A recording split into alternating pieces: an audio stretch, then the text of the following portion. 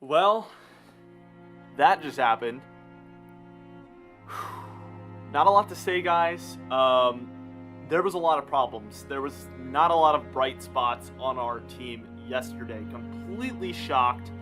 Um, Not good. I expected that a loss was possible. Obviously, it seemed like a bit of a trap game, but that was devastating, obviously, for this team. A lot of big mistakes. I would say probably the worst part of the game was the penalties. It seemed like the Saints maybe got penalized once or twice. They were very disciplined. All credit to them for that.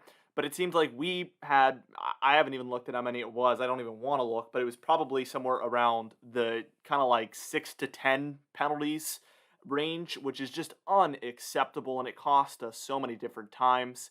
Some of the same players, David Andrews, and then also we saw Jonnu Smith get a holding call as well. Don't even get me started with him. Dropped a pass, and that led to a pick six, obviously, right to open the half. That was a excellent pass right to his arms. Should have been a catch, but it just literally flew up in the air.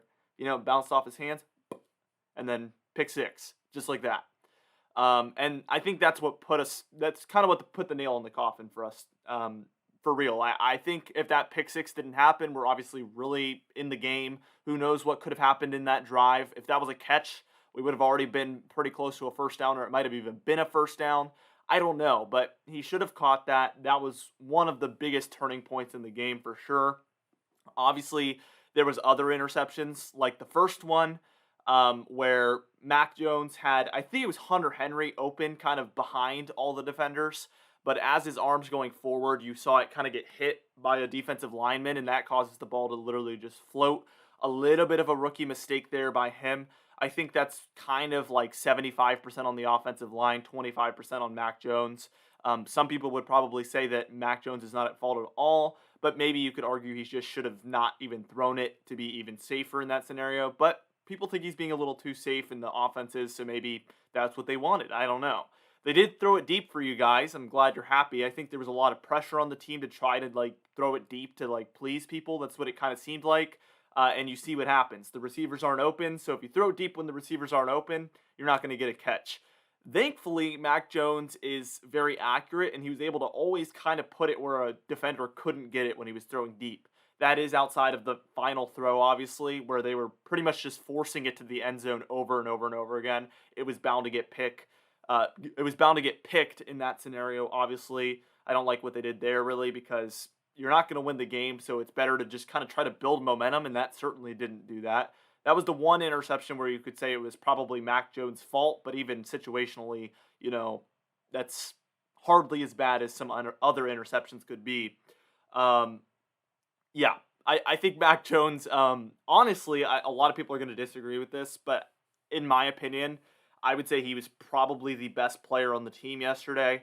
I can't think of another player who had a better performance, really. I mean, Mac Jones had, I think, over 300 yards, probably his most productive day as a quarterback, which is crazy after the first half that we had where nothing could really get going.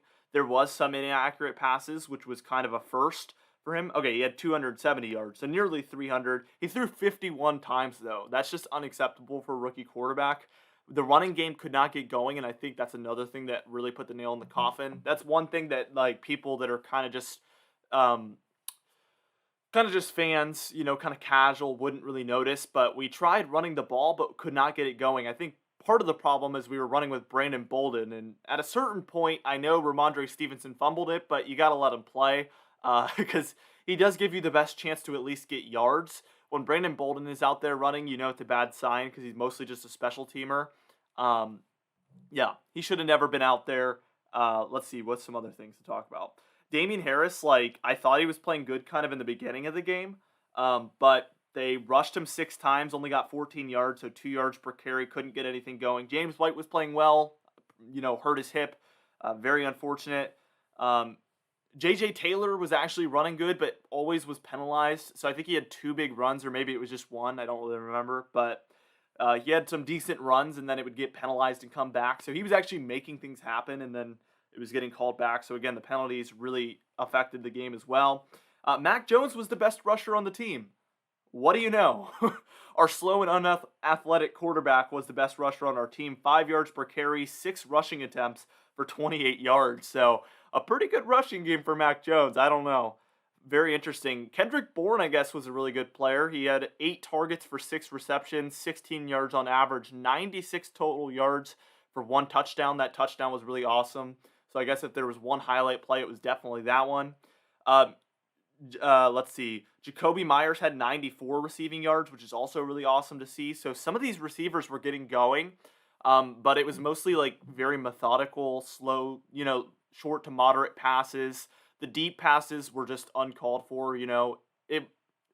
I think the one that made sense, obviously, was that one over the middle to Nelson Aguilar. That probably should have been a touchdown. I don't know if that was Mac Jones' fault or Nelson Aguilar's, because you don't really know if Nelson Aguilar switched up his route or if Mac Jones didn't think he was running the route he did. I don't know whose fault that was, but obviously there was some disconnection between what they were thinking was about to happen, and that probably should have been a touchdown, so that's kind of disappointing. Um, yeah, very bad. Play calling as well, running it twice with Brandon Bolden when we're in the red zone. And Mac Jones at that point in the game had been playing very well. He was like, 7 of 8 for like 80 yards on that drive. And then they're like, okay, let's just run it twice real quick, with Brandon Bolden. And then it's 3rd and 12 because he lost 2 yards on the 2 rushes. So there is some very questionable things going on. The good news is I don't think it can get much worse than what just happened. Obviously, we're going to have to be playing the Buccaneers next week, which is, yeah, that's going to happen. So who knows what's going to happen with that? I think a lot of people do know what's going to happen with that.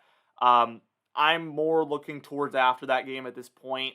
This team is slowly trying to get their act together, but through 3 weeks, we played the Jets. That doesn't really count. We beat them really bad. They did what they were supposed to do in that game, but it was nothing spectacular as far as offensive play, at least. Obviously, the 4 interceptions was awesome on the defensive side, but the offense couldn't really get it going. I think there is some issues with the receivers. I think the running game is not as good as expected, and certainly the offensive line has been the disappointment of this team through 3 games.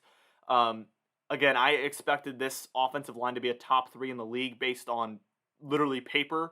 So obviously a prediction is just a prediction. I'll eat that L. That's fine. But, a prediction in the NFL is very, very low confidence, because you can say one thing, you can see one thing, and then it can come together a completely different way. So a prediction is just a prediction, and obviously means nothing once the season starts. So the offensive line was, again, expected to be a top 3 based on how good those players usually are. But they've probably been a bottom 10 offensive line through 3 games, especially this game. Mac Jones was hit 11 times. If this keeps happening, it is only a matter of time before he actually gets hurt. So this is very concerning to see, and they need to do something about it quickly. Disappointing overall. Very disappointing. So we're going to look forward towards next week. I don't really know what to say. I do not expect a win, obviously, later this week, so I do expect us to be 1-3. And then it's kind of about what can we do with those games after to kind of recover from that. The Bills look really nice. I think our chances for winning the division have diminished very much so, especially with the upcoming game. Starting 1-3 is not good, a good position to be in to start the season. So we're looking more towards these games to kind of build upon something, look better, at least later in the season. That is what my hope is at this point. I want to see this team play good in some games to finish the season, so that way, the future seasons, we can build off of this. But right now, not a lot of positive to say. Anyway, guys, thank you so much for watching. Please look for your, fellow Patriots fans. Make sure they're doing okay. You never know how somebody's feeling after this game. Very depressing loss. Anyway, guys, thank you so much for watching. Thanks for staying loyal to me and watching my videos through it all.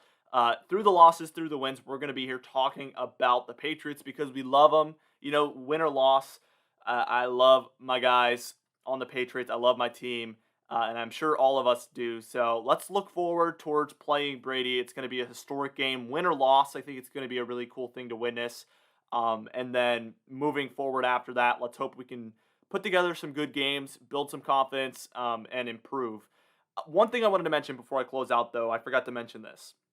Remember a few weeks ago when I said that teams that bring on a ton of new free agents struggle a lot? I think that is happening. That is my theory. Jonnu Smith struggling a lot, free agent. Hunter Henry's been good. So I mentioned last week that I think Hunter Henry's been playing better. I don't think anybody questions that after this game. Hunter Henry had a few nice catches. Jonnu Smith had a nice few drops and penalties. So there's a huge difference between how these two guys have been playing, and I really, really hope Jonnu Smith can improve. Not gonna lie. So a lot of these free agents have been having trouble kind of meshing with the team, and I think that is a lot of the problem, but not all of it. So I did want to mention that if all these free agents and all these players that are new to the team, if everybody can just mesh together and be a consistent squad and all work as a team, which takes time with a lot of free agents, especially when you bring on as many as we did, I think that's when we'll start to see improvement. But right now, it's just there's no connection. There's no consistency. You see these players doing this player doing that. Nelson Aguilar running this way, Mac Jones throwing that way. Jonnu Smith, going for a catch, dropping the pass, flying in the air. I don't really know like what that was about, but whatever. This team needs to get its act together. A lot of new faces. I think there's some early struggles with this. It might take an entire season for them to get together, like I'm saying. It might take 6 weeks. I don't know how long it will take, but the hope is that they can just work together and be a good team together. So whether it takes, 6 weeks, 8 weeks, a whole season, 2 seasons, uh, hopefully it just happens eventually. All these guys are on 3 to 5 year contracts, like I've always said. So they've expected this to be the team of the future. So we need to see a lot of improvement. We need to see guys working together. We need to see less penalties. We need to see less drops. We need to see more pressure from the defensive line, by the way. Literally had no pressure on Jameis Winston the entire game. But Josh Uche was out, so I think that has a lot to do with him. We have two elite pass rushers on our team, Josh Uche and Matt Judon, in my opinion, and Josh Uche was out. So I think this game proved Josh Uche how good he is and how important he is to this team at this point, because he's consistently gotten pressure through 2 weeks. And then now we get here. The other guys can't get pressure. Matt Judon's still getting pressure, but nobody else on the defensive line is. Once we get Josh Uche back, that should be an improvement. Once we get Trent Brown back, that should be an improvement on the offensive line. And let's hope that we can start to build something from that point forward. Anyway, guys, thank you so much for watching. We're going to be just good. We're going to be just fine, guys. Let's hope we can build off of this. Let's hope we can learn some lessons from this. And by we, I mean the players, not me, obviously. I didn't have anything to do with this. I'm just a guy. But yeah, let's hope they don't completely embarrass us this upcoming week. And then after that, let's build something great. See you guys in the next video.